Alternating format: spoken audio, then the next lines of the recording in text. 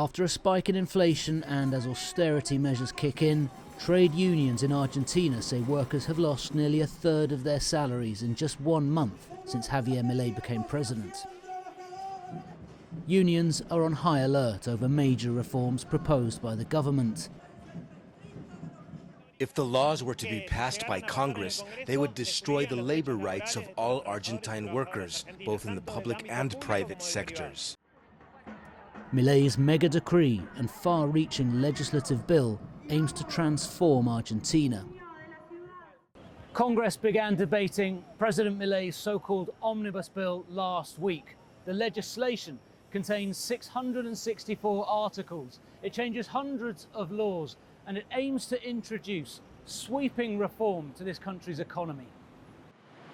The bill includes privatising state companies and a wholesale deregulation of the economy.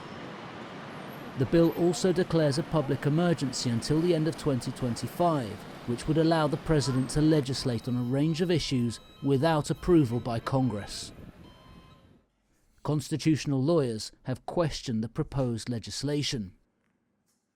The President has entered the domain of Congress and intends to make laws through decrees for reasons of necessity and urgency. But there is neither necessity nor urgency, let alone a need to create this situation of burying the powers of Congress.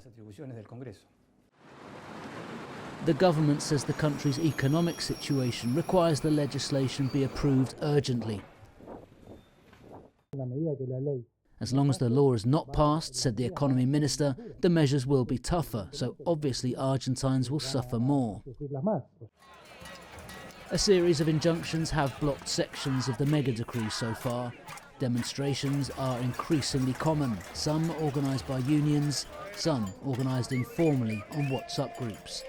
Meanwhile, the country's largest trade union has called for a national strike on January 24th.